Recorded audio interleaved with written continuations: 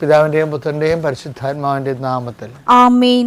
എന്റെ പ്രിയപ്പെട്ട ആഗസ്റ്റ് 6 തീയതി ബുധനാഴ്ച, അമ്മേ പരിശുദ്ധമേ, അമ്മേ പരിശുദ്ധമേ, ദൈവമാതാവേ, കൃപാസനത്തിലൂടെ ഞങ്ങൾക്കും ഞങ്ങളുടെ ദേശത്തിനും അമ്മ മധ്യസ്ഥം തേടി തന്ന എല്ലാ അനുഗ്രഹങ്ങൾക്കും കൃപകൾക്കും ഞങ്ങളിപ്പോൾ ഹൃദയം നിറഞ്ഞ നന്ദി പറയുന്നു. അമ്മേ പരിശുദ്ധമേ, അമ്മേ പരിശുദ്ധമേ, ദൈവമാതാവേ, 2004 ഡിസംബർ 7 തീയതി ഉച്ചകഴിഞ്ഞ് 2:30 കൃപാസനത്തിൽ സംഭവിച്ച അമ്മയുടെ പ്രത്യക്ഷപ്പെടലിനെ കുറിച്ച് തിരുസഭയ്ക്ക് സമർപ്പിച്ചിരിക്കുന്ന പഠനരേഖകളുടെ മേൽ സഭാത്മകമായ പഠനം ആരംഭിക്കുവാൻ ഞങ്ങൾ പ്രാർത്ഥിക്കുന്നു. അമ്മേ പരിശുദ്ധമേ, ഭൂസ്വർ ലോകങ്ങളുടെ രാജ്ഞിയായ അങ്ങേയ്ക്ക് ഭൗമ സംരക്ഷണത്തിനായി പ്രപഞ്ച പ്രകൃതിയെ തന്നെ തിരുസഭ പ്രതിഷ്ഠിക്കുവാൻ ഈ പ്രത്യക്ഷീകരണം വഴി ഇടയാക്കണമേ.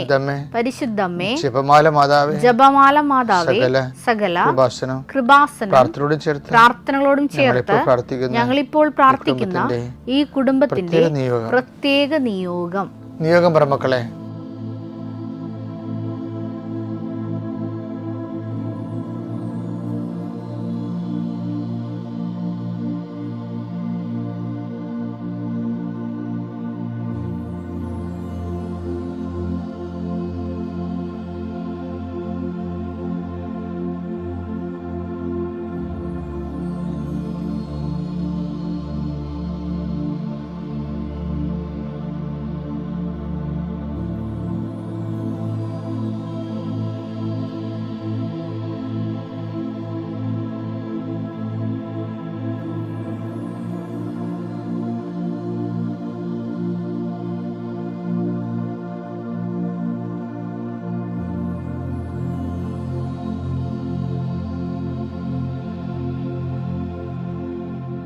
അമ്മയുടെ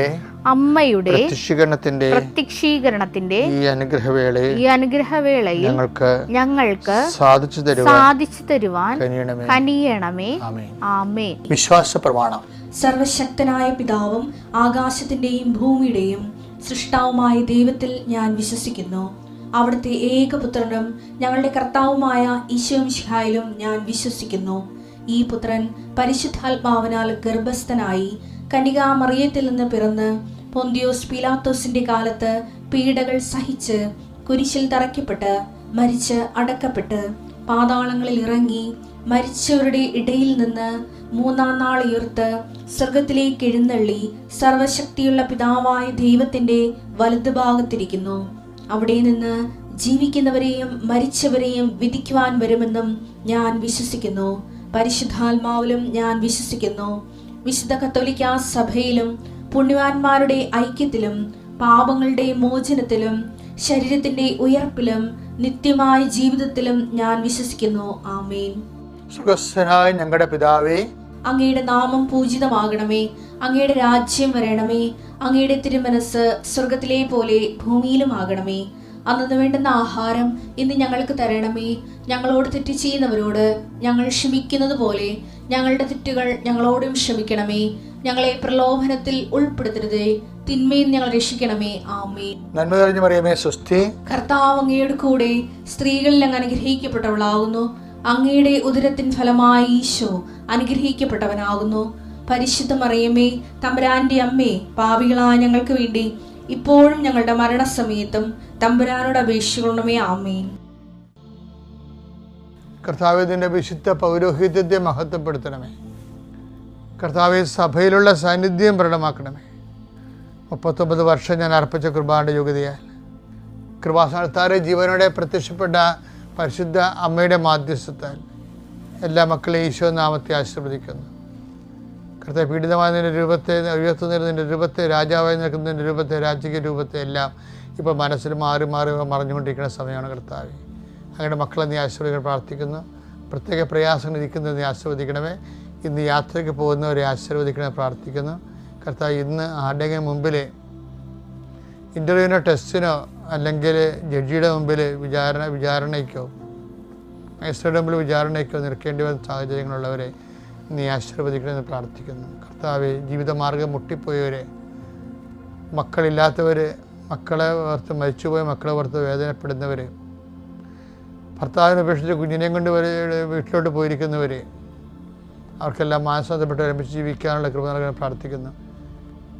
അവിടെ വീട്ടിൽ നടന്ന സംഭവങ്ങൾ വക്കീലോട് എന്ന് പറയുമ്പോൾ വക്കീൽ എൻ്റെ കൂടെ നിയമപരമായിട്ട് നിലനിൽക്കാൻ വേണ്ടി കുറേ കള്ളത്തരങ്ങൾ കൂടി പറഞ്ഞു. നിൻ്റെ ജീവിതത്തെ തകർത്ത് തരിപ്പണമാക്കിക്കൊണ്ട് നിനക്ക് ഇനി ജീവിതകാലത്ത് ഈ ജന്മത്ത് കർത്താവിൻ്റെ മുമ്പിൽ വരാൻ പറ്റാത്ത രീതിയിൽ നിന്നെ ആക്കി കളഞ്ഞിട്ടുള്ള നിയമ സാഹചര്യങ്ങളിലേക്ക് നീ വലിച്ചുഴയപ്പെട്ടുള്ള സാഹചര്യങ്ങളെ അതിന് നിയമപരമായിട്ടും സത്യസന്ധത അതിജീവിക്കാൻ പരിശുദ്ധ ദേവമാതാവ് നിനക്ക് വേണ്ടി മധ്യസ്ഥ പ്രാർത്ഥിക്കാൻ വേണ്ടി കർത്താവ് നിന്നെ ആശീർവദിക്കട്ടെ എന്ന് പ്രാർത്ഥിക്കുന്നു. Lord Jesus Christ, pour out His Spirit, touch with the fire fingers, walk with the precious blood.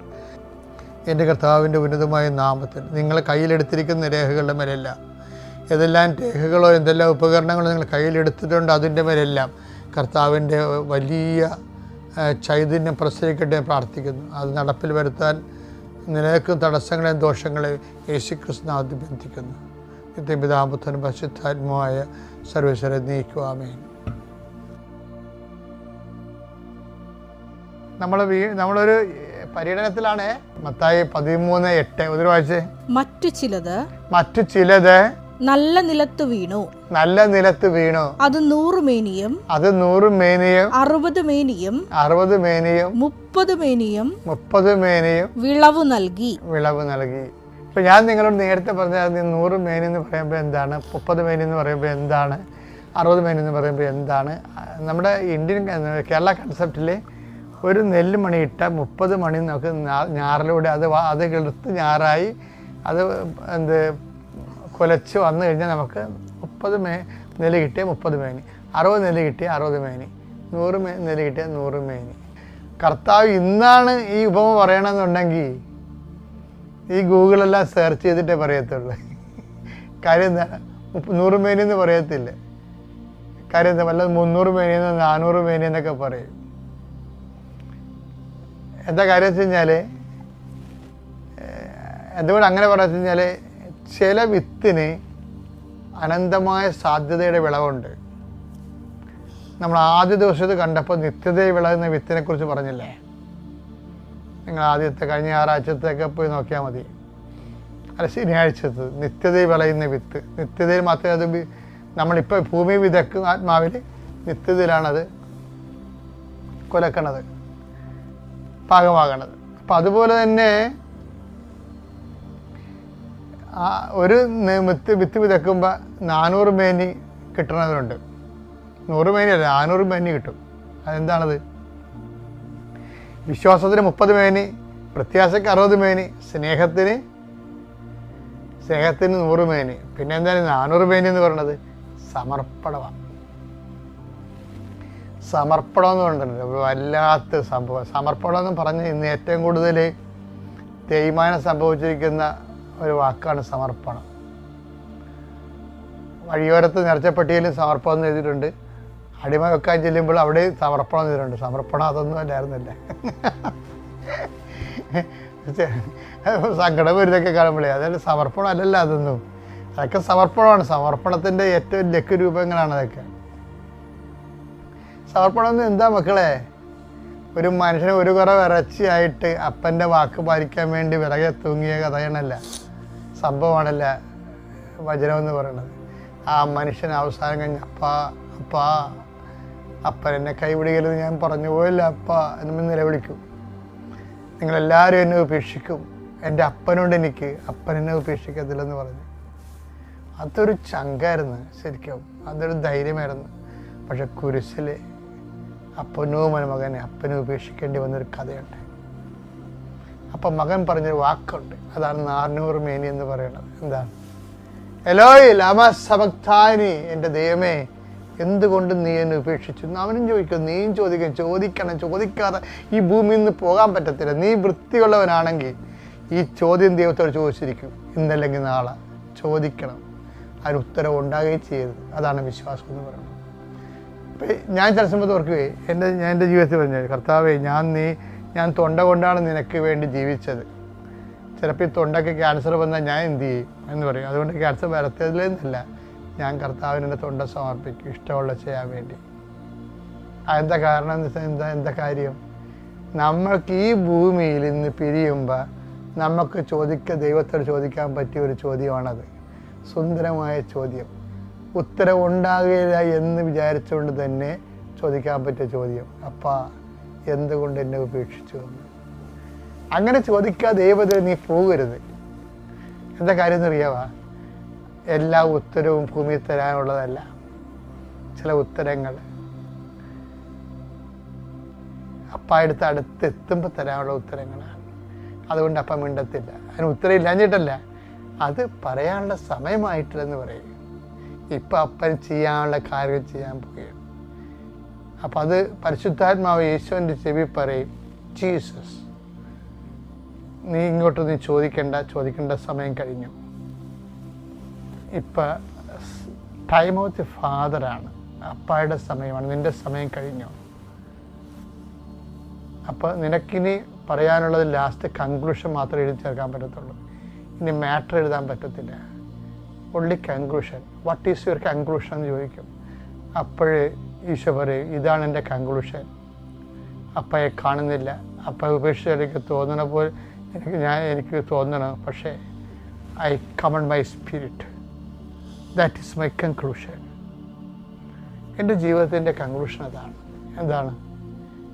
ഞാൻ എന്നെ സമർപ്പിക്കണം. Whether you resent me or not, I don't mind. I adhere to your mind, your heart. I am your beloved son, as you said.